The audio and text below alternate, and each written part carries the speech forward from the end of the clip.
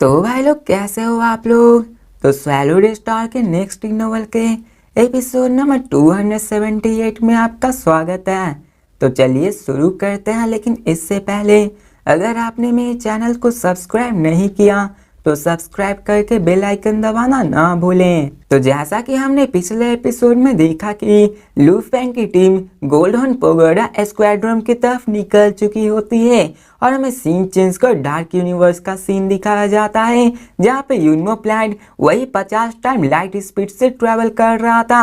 यहाँ पे लू फेंग बहुत ही शौक होते हुए कहता है और उसके बगल में एल्डर सी फैन की बैठे हुए होते हैं जो कि ड्रिंक पी रहे होते हैं। यहाँ पे लू फेंग कहता है कि मैंने कभी भी ये नहीं सोचा था कि इस गानू यूनिवर्स कंट्री में ऐसा भी कोई पैलेस होगा। इस यूनिवर्स में ह्यूमैनिटी इस पाइनिकल राइसेस में से आता है और यहाँ पे ऐसे कई सारे रेसेस हैं जो कि इसमें सरवाइव किए हैं और ह्यूमैनिटी ने भी इन सारे टेरिटरी पे अपना कब्जा बना लिया है। लेकिन किसको पता था कि एक सीक्रेट रीजन होगा जहाँ पे उन्होंने एक वास्ट कॉन्टिनेंट बनाया होगा और वहाँ पे रहने लगे होंगे। तो लू फेंग इन सब में हामी भरता है और यहाँ पर वो आगे क्या था कि बात करें, जैसा कि एल्डर ने कहा था ये रीजन गानू यूनिवर्स कंट्री के साइड रीजन में पड़ता है और यहाँ का सीक्रेट रीजन बहुत ज्यादा डेंजरस होता है। लू फेंग बड़बड़ाते हुए कहता है कि एक यूनिवर्स सीक्रेट रीजन में रहना, मुझे लगता है कि वहाँ पे कई सारे सपोर्टिंग रेसेस होंगे। तो एल्डर स्माइल करते हुए कहता है कि हाँ वो एक सीक्रेट है, वहाँ पे ऐसे कई सारे रेसेस हो जो कि ह्यूमैनिटी को सपोर्ट कर रहे हैं। यहाँ पे नंबर्स की बात करें तो अपर एचुरन ह्यूमैनिटी भी वहाँ पे एग्जैक्ट फिगर्स में आती है और वार के दौरान हमारी रेसी काम आती इनके वेपन सप्लाई में। तो लू फेंग भी हामी भरता है। अब यहाँ पे वेपन्स मतलब वो नहीं कि बंदूक, ये सब ह्यूमैनिटी इन सब का यूज करती है कैनन फोल्डर की जैसे कि भी वर्चुअल मस कंपनी ने लू फेंग को इन्हीं सब में से दिया था कि वो जाके अपनी मिशन को कंप्लीट कर सके। जैसा कि उन्होंने किलिंग किया था याओ हाओ को और जेफरी को, ये दोनों यहाँ पे दूसरे पाइनिकल रेस के साथ सिक्योरिटी वर्क कर रहे थे, जैसा कि बग क्लैन जो कि आगे चल के ह्यूमैनिटी के लिए खतरा बन सकते हैं। इसलिए इन सब में ही मदद करने के लिए ये लोग अलग से होते हैं जो कि सीक्रेट होते हैं। लू फेंग सोचता है कि ये लोग अपनी जान को इतने डेंजरस टास्क में रखते हैं, क्या ये मेरे जैसे ही सेम नहीं है। और यहाँ पे लू फेंग इन्हीं सब के बारे में सोचता है और यहाँ पे मैं सीन चेंज कर थोड़े दिन बाद का सीन दिखाया जाता है और मैं बताया जाता कि रेड डाउन प्लैनेट अभी गानू यूनिवर्स कंट्री के साइड रीजन में पड़ता है। उनका घर बहुत ज्यादा दूर था, लगभग 1.2 मिलियन लाइट ईयर्स। इवन यहाँ तक कि यूनिमो प्लैनेट शिप का भी कंसीडर किया है जो कि 50 टाइम लाइट स्पीड से चल रहा था, उसे भी 3 महीने लगने वाले थे वहां तक पहुंचने के लिए। अब फिर हमें सीन चेंज कर 1 महीने बाद का समय दिखाया जाता है जहाँ पे लू फेंग यूनिमो प्लैनेट के रेस्टिंग क्वार्टर्स में होता है। वो अपने पैरों को क्रॉस करके बैठा हुआ होता है और फिर बाद में वो अपने कॉन्शियसनेस को वर्चुअल मस नेटवर्क के प्राइमर रीजन विला में भेजता है। यहाँ पे उसके स्क्रीन में नाइट आर्मी लीडर रिपोर्ट करते कि इनवॉय हमने 12 में से 7 टारगेट्स को मार दिया है, अभी भी 5 बाकी है। तो लू फेंग के एक्सप्रेशन चेंज होता है कि क्या अभी 5 ही बाकी है, अब 1 ही महीना हुआ होता है इस मिशन को स्टार्ट हुए यहाँ पे भारत तो भाग चुके थे और यहाँ पे उनको मारना सबसे आसान था, लेकिन यहाँ पे वो 1 महीने से ज्यादा भाग चुके थे। मतलब ये हुआ कि उनको ढूंढना और भी ज्यादा मुश्किल होने वाला था, क्योंकि अगर वो किसी लिविंग हैबिटेबल प्लैनेट पे न होते तो इसके बारे में इंफॉर्मेशन नहीं मिल पाती। तो इसके सुनकर नाइट आर्मी लीडर कहते कि मैं भी इन बातों को समझता हूँ, लेकिन इनवॉय वर्चुअल मस कंपनी की इंफॉर्मेशन सिस्टम बहुत ज्यादा पावरफुल है। उनके पास ऐसे कई सारे तरीके हैं जो कि उनको इन्वेस्टिगेट कर सकते हैं, इसलिए आप 12 टारगेट्स के बारे में निश्चिंत रहिए, वो आराम से पकड़े जाएंगे, वहां पर उनको आराम से पकड़ लिया जाएगा। तो लू फेंग ही हामी भरता है और नाइट आर्मी लीडर आगे कहते कि मैं सिर्फ अपना बेस्ट कर सकता हूँ, यहाँ अभी बहुत लंबा समय बाकी है इस मिशन को कंप्लीट होने के लिए और मैं ये आशा करता हूँ कि वो 5 आराम से पकड़े जाएंगे और वो इतने भी कैपेबल नहीं है कि वो अकेले किसी प्लैनेट पे गुजारा कर सकते हैं, उन्हें किसी न किसी लाइफ प्लैनेट पे तो जाना ही पड़ेगा और जैसे ही वो किसी लाइफ प्लैनेट पे जाएंगे यहाँ के इंफॉर्मेशन सिस्टम उनको डिस्कवर कर लेंगी। तो लू फेंग भी क्या था, हम चलो आशा करते हैं ऐसा ही होगा। इसके बाद लू फेंग का ये सारा मिशन कंप्लीट हो जाने वाला था उन 5 को मारने के बाद। यहाँ पे लू फेंग को 1.2 मिलियन पीपल मारना सबसे ज्यादा प्रॉब्लम था, क्योंकि लू फेंग इसको कंप्लीट कर लेता तो उसको 85% कंप्लीट हो चुका होता। यहाँ पे लू फेंग सोचता है कि ये सब डिपेंड करता है लक पे, देखते ही क्या होता है। और ऐसे ही करके समय फ्लो होने लगता है और पलक झपकते ही 3 महीने बीत जाते हैं और फ्लाई करके वो उसी डेस्टिनेशन पे आ चुका होता। अब आता लू फेंग के माइंड में क्या थे, लू फेंग हम लोग अपने डेस्टिनेशन पे आ चुके हैं। और हमें लू फेंग को दिखाया जाता जो कि अपने पैरों को क्रॉस करके बैठा हुआ होता है, लेकिन लू फेंग बबाता को कर्स करते हुए कहता कि अभी कंप्लीट नहीं हुआ है। और हमें दिखाया जाता है कि लू फेंग इस मिशन को कंप्लीट करने से पहले लू फेंग का इंटरनल वर्ल्ड अपने डोमेन लॉ लेवल 9 के पाइनेकल पे आ चुका था और वो किसी भी पॉइंट पे ब्रेक थ्रू कर सकता था। और यहाँ पे ब्रेक थ्रू करता तो बहुत ज्यादा पावर कंज्यूमिंग था। यहाँ पे लू फेंग ब्रेक थ्रू करने वाला था सेक्टर लॉर्ड लेवल में। यहाँ पे ह्यूमन बॉडी नहीं, उसकी मोसा क्लैंस की बॉडी और गोलेन ऑन बेस की बॉडी की इवॉल्व होने वाली थी सेक्टर लॉर्ड में। यहाँ पे जैसे लू फेंग सेक्टर लॉर्ड में जाता वो आराम से 10,000 सोल कंट्रोल टेक्निक को यूज कर सकता था, जिसको यूज करके लू Feng bug clan mother nest को कंट्रोल कर सकता था। और यहाँ पे लू फेंग जैसे सेक्टर लॉर्ड लेवल में आता वहां पे उसकी कॉन्शियसनेस, अपने यूनिवर्स एनर्जी और लॉ ऑफ कॉम्प्रिहेंशन की स्पीड बहुत ज्यादा बढ़ जाएगी। और जैसे ही सेक्टर लॉर्ड में आएगा लू फेंग के पास एक और अपॉर्चुनिटी आ जाएगी कि वो अपने लिए थर्ड क्लोन को अपने लिए बना सकता है। और आपका और हमें इसका ही इंतजार था कि आखिर लू फेंग अपने थर्ड क्लोन को कब बनाएगा। और अब फिर लू फेंग आगे भी कहा था कि जब मैं सेक्टर लॉर्ड में आऊंगा तो मेरी इंटरनल वर्ल्ड और उसकी फाउंडेशन बदल जाएगी। और लू फेंग की जहां इंटरनल वर्ल्ड 90,000 किलोमीटर थी वहां से वो बढ़ के बहुत बड़ी हो जाने वाली है। और लू फेंग भी एंग्जियस था कि आगे क्या होने वाला था, क्योंकि पाइनेकल होने के कारण गोल्डन हॉर्न बेस्ड आराम से सेक्टर लॉर्ड बन पाता। और यहाँ पे गोल्डन हॉर्न बेस्ड अपने सेक्टर लॉर्ड आने पे मैच्योर हो जाता, मतलब ये कि गोल्डन हॉर्न बेस्ड भी मैच्योर होने वाला था। लू फेंग को ऐसा लग रहा था कि वो किसी भी वक्त ब्रेक थ्रू कर सकता है। और लू फेंग कहता है कि चलो यहाँ पे मैं ज्यादा जल्दबाजी तो नहीं करूंगा, जैसे ही मैं सेक्टर लॉर्ड में आऊंगा तो ये मेरे लिए ट्रम्प कार्ड आ जाएगा, जिसके इवोल्यूशन के लिए मुझे बहुत सारा एरिया का जरूरत होगा। और यहाँ पे आराम से मैं मदर नेस्ट को कंट्रोल कर पाऊंगा और मैं थर्ड क्लोन को भी यूज कर पाऊंगा, जो कि बहुत ज्यादा इंपॉर्टेंट होने वाले मेरे ग्रोथ के लिए। इसके बाद मेरी पावर बहुत ज्यादा बढ़ने वाली है। बग क्लैन मदर नेस्ट ये पाइनेकल रेस में से आता। लू फेंग अगर इस मदर नेस्ट को कंट्रोल कर लेता तो ये इसके लिए एक पावरफुल आर्मी की जैसे बन जाता, जो कि सब पे अटैक करके लू फेंग को बचा सकता है। फाइनल लू फेंग के लिए मोस्ट इंपॉर्टेंट उसका फाइनल क्लोन होने वाला था, जो कि लू फेंग के लिए होने वाला था। और इसमें पावर बहुत ज्यादा बूस्ट हो जाती। और लू फेंग भी अपने थर्ड क्लोन का इंतजार कर रहा था, लेकिन अभी के दिन यहाँ लू फेंग के पास ऐसा कोई भी चॉइस नहीं था कि वो इसको यूज कर सके। और अब हमें सीन चेंज कर वहीं का गोल्ड डोर ओपन हुआ दिखाया जाता है, जहाँ पे लू फेंग फाइनली बाहर निकलता है और वो कंट्रोल रूम में चला जाता है। अब कंट्रोल रूम में जाता तो वहाँ पहले से ही लोग मौजूद थे, क्योंकि उनका शिप वहाँ पे आ चुका था। यहाँ पे हमें दिखाया जाता है एल्डर सी फैंकी को, जो लू फेंग से कहता है कि योर मेजेस्टी हमारा शिप यूनिवर्स ट्रेवल में आ चुका है, सामने देखिए हमारा गोल्ड हॉर्न रेस मौजूद है। और जब लू फेंग सामने देखता है तो वहां पे एंडलेस स्पेस होता है, जो कि पूरे के पूरे कॉन्टिनेंट फ्लोट कर रही होती पूरे के पूरे स्पेस में। और लू फेंग अपने यूनिमो प्लैनेट में खड़े होकर उन सबको देख रहा होता है। और जब बाहर देखता है तो भी शॉक रह जाता है। और यहाँ पे वो एल्डर साकी कहता है कि काउंटलेस ईयर अगो हमारे इंटायर गोल्ड हॉर्न रेस यहाँ पे आया था। यहाँ पे काउंटलेस सेक्टर लॉर्ड बंदे अपने एनर्जी को यूज करके inside large piece of world को कंस्ट्रक्ट किए थे।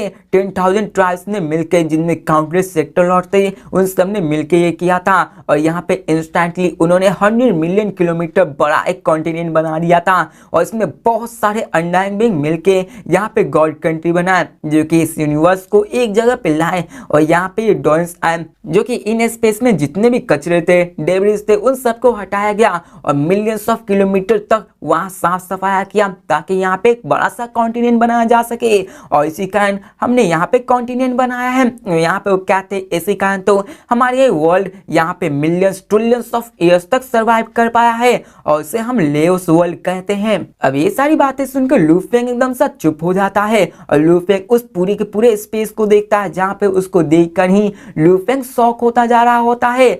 और कोई इमेजिन ही कर सकता है कि यूनिवर्स नाइट टोएंस जो कि गोल्डन रेस से बिलोंग थे, आखिर उन्होंने इन डेब्रिस को कैसे डिस्ट्रॉय किया होगा।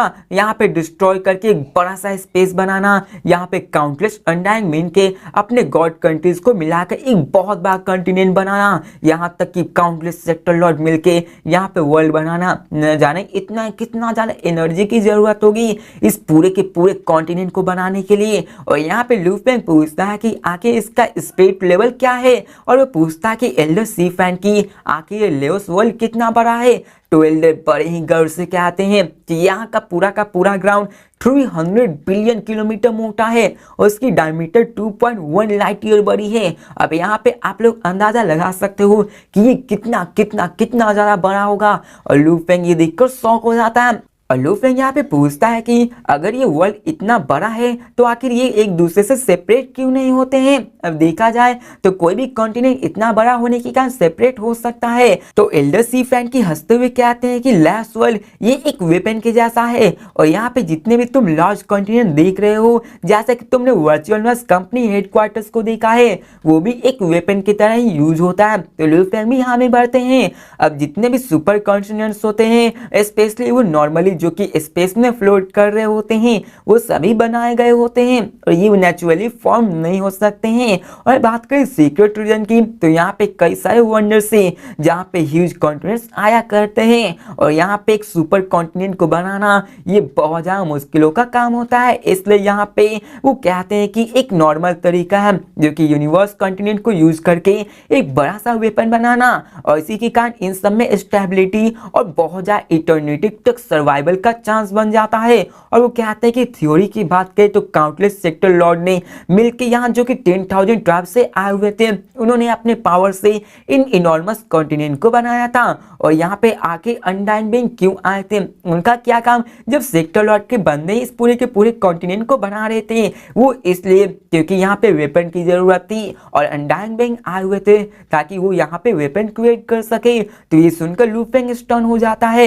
अब देखा जाए तो टेक्निक जो वेपन्स को क्रिएट कर सकता है वो बहुत ज्यादा स्टेबल कर देता है उस पूरे के पूरे कॉन्टिनेंट को, इसलिए तो पूरा का पूरा कॉन्टिनेंट एक दूसरे से अलग नहीं होता है। और यूनिमो प्लांट शिप जो हमें दिखाया जाता है वो उस लेओस वर्ल्ड की ओर आगे बढ़ने लगता है, लेकिन तभी आगे बढ़ते बढ़ते यूनिमो प्लांट शिप में एक सिग्नल आता है जिसमें लिखा होता है कंफर्म ऑथराइजेशन, नहीं तो हम आप पे हमला कर सकते हैं। अब इसे देखकर एल्डर सी फैन की कहता है लू फेंग यहाँ पे डिटेल्स आया सिग्नल से, तो चलो यहाँ पे मुझे करने दो, इसमें कोई दिक्कत नहीं आने वाली है। जिसके बाद एल्डर सी फैनकिन यूनिमो प्लांट के शिप के बाहर आ जाते हैं और अपनी अनडाइंग एनर्जी निकालते हैं जो कि लेओस वर्ल्ड में फैल जाती है। और यहाँ पे हमें बताया जाता है कि ये टेलीपोर्टेशन होता है जो कि इन्होंने यूज किया होता है, और इन्होंने फाइट के दरमियान भी इस टेलीपोर्टेशन पावर का यूज किया होता है उन दोनों अनडाइंग बीइंग को मारने के लिए। यहाँ पे डायलिन भी कहते हैं कि हाँ यहाँ पे ये टेलीपोर्टेशन को यूज कर सकते हैं। अब देखा जाए तो टेलीपोर्टेशन से कोई भी आराम से एक ऑब्जेक्ट के पार जाके दूसरी तरफ जा सकता है, लेकिन ये जब तक कि वो शिप किसी भी स्पेस रिपल को ब्लॉक न कर दे। मतलब कि जैसा आपने बग क्लैन के समय देखा था कि वो टेलीपोर्ट करने में बहुत ज्यादा मुश्किल हो रही थी क्योंकि वहां के पूरे के स्पेस को फ्रीज कर दिया था, और मैंने मछली वाला एग्जांपल दिया था वैसा ही है। अगर यहाँ पे लू फेंग के यूनिमो प्लांट के शिप के अंदर अगर वैसा टेक्निक न होता तो कोई भी टेलीपोर्ट नहीं कर सकता है।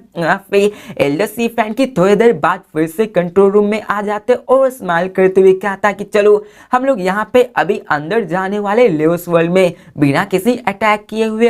अगर हम लोग यहाँ पे ऐसे डायरेक्टली चल जाते हैं तो सिक्योरिटी सिस्टम अलर्ट हो जाती और हमारे लिए दिक्कत हो जाती, इसलिए हमें आपको स्लो कराना पड़ा। फिर वो लोग आगे बढ़ने लगते हैं और लू फेंग भी स्माइल करने लगता है। और अब फिर हमें सीन चेंज कर यूनिमो प्लांट शिप को दिखाया जाता जो कि लेओस वर्ल्ड में आ चुका होता है, और लू फेंग अपने शिप से बाहर की तरफ देख रहा होता है जहाँ पे चारों तरफ large field of grass, forest, mountain range, reverse, oceans ये सब मौजूद होती है जो कि बहुत बड़े होते हैं और उसके लोएस्ट टेम्परेचर भी बहुत ज्यादा होती है। वहाँ पे बर्फ ही बर्फ पड़े हुए होते हैं, और यहाँ पे एल्डर सी फैंग की जो कि कंट्रोल बोर्ड के सामने खड़े होते हैं, वहाँ अपने सामने एक्सटर्नल सिमुलेटर ले आते हैं और वो कहते हैं कि हमारा गोल्ड हॉर्न रेस यहाँ पे लोअर टेम्परेचर को प्रेफर करता है इन ह्यूमैनिटी से, इसलिए हमने यहाँ पे ऐसा ही माहौल बनाया है। और एल्डर आगे क्या आते हैं उन सारे बिल्डिंग्स को दिखाकर, और वो कहते हैं कि ये हमारे किंग यान ट्राइब है जो कि एक मिडिल लेवल ट्राइब है 10 अंडाइन के बीच में से। तो लू फेंग पूछता है कि क्या ये मिडिल लेवल ट्राइब क्या है, और वो वहाँ पे लू फेंग को एक पगोड़ा दिखता है, और यहाँ पे वो पूछता है कि वो क्या है। तो यहाँ पे कसना प्राउडली कहता है कि ये अपर लेवल ट्राइब है, और वो कहता है योर मेजेस्टी हमारे पगोड़ा ट्राइब में पावरफुल अपर लेवल ट्राइब मौजूद होते हैं जो कि कियांग ट्राइब से बहुत ज्यादा स्ट्रॉन्ग होते हैं, और हमारे ट्राइब में 2 एम्परर लेवल अनडाइंग बीइंग होते हैं जो कि प्रोबेबली उनके सामने कुछ नहीं होते हैं, उनमें एक भी एम्परर लेवल अनडाइंग बीइंग नहीं होता है। अब जब लू फेंग ये सुनता है तो उसकी सांसें थम जाती है, और यहाँ पे उसने सुना था कि यहाँ पे टोटल 10,000 ट्राइब्स मौजूद थे, और देखा जाए तो एक ट्राइब इतना ज्यादा स्ट्रॉन्ग है तो समझ लो 10,000 ट्राइब्स कितना ज्यादा स्ट्रॉन्ग होंगे। लू फेंग पूछता है कि आखिर यहाँ पर ओवरऑल डिस्ट्रीब्यूशन ट्राइब्स का कैसा है। तो यहाँ पे एल्डर स्माइल करते हुए कहते हैं कि जब हमने यहाँ ट्रिलियंस ईयर्स अगो मूव किए थे तो हम लोग अभी 10,000 ट्राइब्स थे।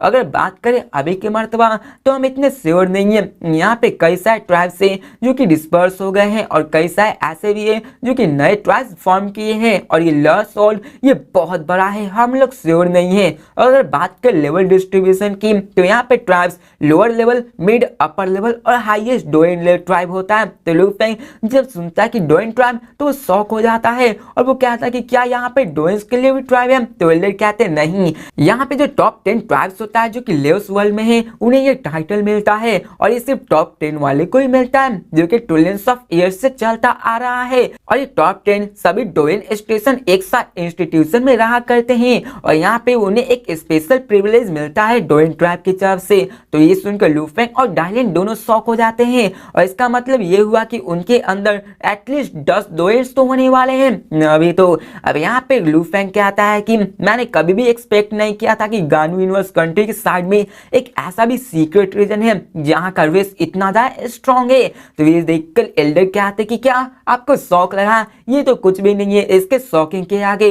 जो ट्रू स्ट्रेंथ है ना virtual universe company, huge X dojo, universe first bank, universe galaxy bank, the universe mercenary alliance, ये पांचों लेवियातन। बात करें 1008 यूनिवर्स कंट्री की तो वो लोग हमें टूल की तरह यूज करते हैं, हम लोग सिर्फ उनके लिए काम आते हैं क्योंकि उनके पास एब्सोल्यूट पावरफुल फोर्स है। और आप यहाँ अंदाजा लगा सकते हो कि डोए जो कि यूनिवर्स नाइट होते हैं वर्चुअल यूनिवर्स कंपनी, जिनके पास किस लेवल के बंदे मौजूद होंगे। और लू फेंग भी हामी बढ़ता है यहाँ पे इसी कारण तो वो सब इसके अंदर काम करते हैं। और फिर हमें सीन चेंज का यूनिवर्स प्लान शिप का सीन दिखाया जाता है जो कि ऐसे ही फ्लाई करते हुए 10 दिनों के बाद फाइनली लैंड करता है, और वो फाइनली पगोडा ट्राइब पे आ चुके होते हैं। और हमें सीन चेंज कर रात का सीन दिखाया जाता है जहाँ पे पगोडा ट्राइब में सेरेमनी किया जाता है लू फेंग और उन सारे बंदों के लिए जो कि ह्यूमंस होते हैं। और यहाँ पे वो कहते हैं योर मेजेस्टी लू फेंग ऑफ ह्यूमैनिटी, चलिए मैं आपको टोस्ट करता हूँ। जिसके बाद लू फेंग भी वाइन उठाता है और पीने लगता है, और यहाँ पे वो चारों तरफ देख रहा होता है जहाँ पे बहुत सारे अनडाइंग्स बीइंग होते हैं, और लू फेंग उन सबको देखकर शॉक हो रहा होता है। लू फेंग उनके बातों से पता चला होता है कि उनके ट्राइब पगोडा ट्राइब में 2 एम्परर लेवल अनडाइंग बीइंग है जो कि ट्राइब लीडर सैन फेंग की भी है, और 12 official level undying, hundreds of normal undyings, tens of thousands of sector lots के बंदे, 1 मिलियन डोमेन स्लॉट्स के बंदे, और 10 मिलियन यूनिवर्सल लेवल की पूरे के पूरे ट्राइब का पॉपुलेशन ना मिला के भी 1 बिलियन के होता है जो कि चाइनीज के बराबर है। और यहाँ पे बात करें तो ये बहुत पावर को रखते हैं। और लू फेंग शॉक होते हुए कहता है कि ये रेस ये ह्यूमैनिटी से बहुत बड़ा डिफरेंस रखता है। और यहाँ पे एल्डर सी फैन की जो कि लू फेंग के बगल में ही बैठे होते हुए स्माइल करते हुए होते हैं कि क्या आप इतना सरप्राइज हो रहे हैं कि हमारे पास इतने सारे स्ट्रॉन्ग वॉरियर्स कैसे हैं। और यहाँ पे वो कहता है कि हर ह्यूमन फ्रेंड्स के पास कुछ न कुछ सरप्राइज होते हैं, जितने भी हम लोग ह्यूमंस को यहाँ आते हैं वो सभी इन सबको देखकर सरप्राइज हो जाते हैं। आप लोग इमेजिन ही कर सकते हो कि जो ह्यूमैनिटी की पॉपुलेशन है उनकी रिप्रोडक्शन एबिलिटी है कितनी ज्यादा शॉकिंग है, और हमारे रेस में भी बहुत यहाँ से कम है। और वो कहता है कि अपर लेवल ट्राइब सिर्फ 1 बिलियन पॉपुलेशन में आते हैं। बात करें 10,000 ट्राइब्स की तो आप सोच सकते हो उनमें कितनी ज्यादा पॉपुलेशन होगी। और यहाँ पे इन सब की पॉपुलेशन जानते हैं ना कैसे बढ़ते हैं, लू फेंग की फैमिली कैसे बढ़ी थी उनकी पॉपुलेशन। और फिर यहाँ पे एल्डर आगे कहते हैं कि ये यूनिवर्स बहुत ज्यादा फेयर है, जिनकी हाई पॉपुलेशन होती है उनमें स्ट्रांग बंदों की पॉपुलेशन बहुत ही कम होती है, और जिनकी पॉपुलेशन बहुत ही कम होती है उनकी स्ट्रांग होने की पॉपुलेशन बहुत ज्यादा हो जाती है। और आपने इसका एग्जांपल मानकाकरण और बाकी सबसे तो देख ही रखा होगा, ये सब बातें भी सच होती है। और आप फिर लूफिंग यहाँ पे क्यूरियोसिटी से पूछता है कि आखिर टर्टोइज क्या होता है, तो यहाँ पे तभी एक पावरफुल वॉइस साउंड होता है जो कि ग्रीन कलर में कवर होता है और स्टील की तरह होता है, और वो कहता है लूफिंग। अब इसे सुनकर लूफिंग जल्दी से उठता और कहता है ट्राइब लीडर, और यहाँ पे हमें दिखाया जाता है उस लीडर वॉइस की जो कि लाइटनिंग की तरह होती है, उसकी पावरफुल वॉइस होती है।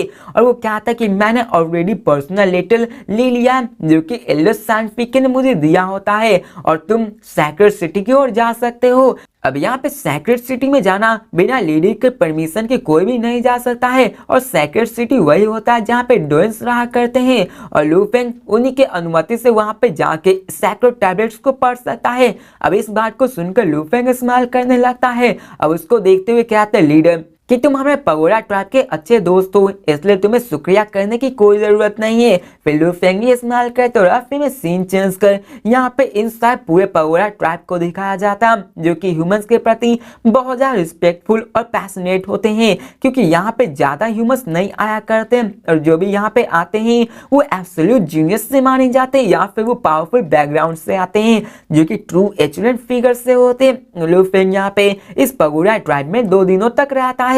लूफिंग, डायलिन, 5 सेक्टर लॉर्ड्स बंद है एल्डर सी फ्रैंक की, और बाकी जितने भी डिस्पल होते हैं ट्राइब लीडर के साथ वो यहाँ पे कसना भी होता है। वो सभी यूनिमो प्लांट शिप में बैठ के सैक्रेड सिटी की ओर निकल जाते हैं, और एल्डर रास्ते में एक्सप्लेन करते हैं कि सैक्रेड सिटी हमारे sacred land of golden horn race का कोर माना जाता है, और यहाँ पे मोस्ट एक्सेप्शनल जीनियस जो कि हमारे गोल्ड हॉर्न रेस से आते हैं वो एक ही जगह गैदर होते हैं, और ये कंपटीशन हमारे स्ट्रॉन्ग और जीनियसेस के बीच में होता है जो कि बहुत ज्यादा इंटेंस होता है।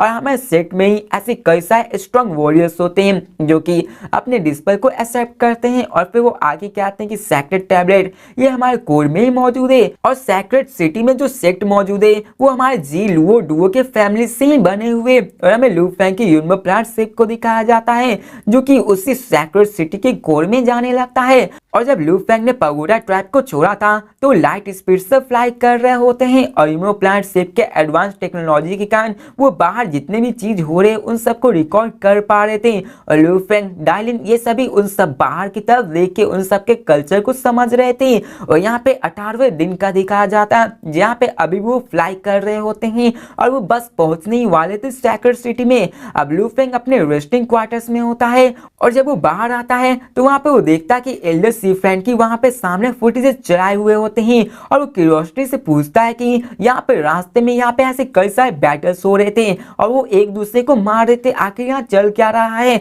तो एल्डर सी फ्रैंक की कहते हैं कि हमारे रेस ने रूल्स बनाया हुआ है कि जब भी कोई बंदा यूनिवर्सल लेवल में आ जाता है तो उसे ट्राइब को छोड़ना होगा, उसे आसपास घूमना होगा, उन्हें बाहर जाकर ट्रेनिंग करना होगा हजारों सालों में, या तो उन्हें डोमेन लॉर्ड लेवल में पहुंचना होगा तभी वो ट्राइब में आ सकते हैं। और यहाँ पे बाहर घूमना, यहाँ पे बैटल्स करना, एक दूसरे को मारना बहुत ही नॉर्मल है। तो लूफिंग पूछता है कि क्या यहाँ पे मनाही नहीं है एक दूसरे को मारने पे। तो एल्डर सी फ्रैंक की कहते हैं कि क्यों मनाही करना, यहाँ पे स्ट्रॉन्ग को ही ट्रेन होने का मौका मिलता है। यहाँ पे सबसे ज्यादा जरूरी यही है कि हमें एक अनडाइंग बीइंग बनना है, और अनडाइंग बीइंग वही बन सकते हैं जो कि पावरफुल होंगे, जो कि लड़ सकते हैं, और इन शॉर्ट लाइफ स्पैन में यहाँ पे कोई भी एब्सोल्यूट वॉरियर्स नहीं बन सकता है। अगर वो लोग ये नहीं कर सकते तो वो लोग एब्सोल्यूट वॉरियर नहीं बन सकते हैं। अब यहाँ पे बातें हो रही होती है तभी एल्डर सी फ्रैंक की कहते हैं योर मैजेस्टी देखिए हम लोग सैक्रेड लैंड सिटी की ओर आ जाते हैं। और यहाँ पे यूनिमो प्लांट शिप भी धीरे हो जाता है, और लूफिंग नीचे देखता है जहाँ पे एक बहुत बड़ा मेजेस्टिक ओल्ड सिटी होता है जो कि वाइल्डरनेस के बीच में होता है, और ये सिटी का डायमीटर 1 लाख किलोमीटर होता है जो कि प्योर गोल्डन स्टैचू होता है जिसकी हाइट 10,000 किलोमीटर होती है। यहाँ तक कि लूफिंग शिप था वो पूरे के तक क्लियरली देख पाया था, और शिप नीचे बढ़ने लगता है और फिर केबिन का दरवाजा खुलता है। लूफिंग, डायन, 5 सेक्टर और बंदे कसना, एल्डर सी फ्रैंक की वो सभी बाहर निकलते हैं, जिसके बाद लूफिंग अपने शिप को पवाता के स्टोरेज में रख लेता है। तो यहाँ पे एल्डर सामने की ओर पॉइंट करते हुए कहते हैं जहाँ पे एक स्टैचू होता है वो कहते कि क्या तुम उस स्टैचू को देख सकते हो। तो लूफिंग कहता है कि हाँ, और वो कहते हैं कि ये स्टैचू। तो आए लोग इसी के साथ ये वीडियो भी खत्म होती है, तो मिलते हैं नेक्स्ट वीडियो में और देखते हैं कि आखिर वो स्टैचू किसका था आप लोग कमेंट में बताना, और देखता हूँ कि कितनों के गेस सही होते हैं। तो मिलते हैं नेक्स्ट वीडियो में, तब तक के लिए बाय।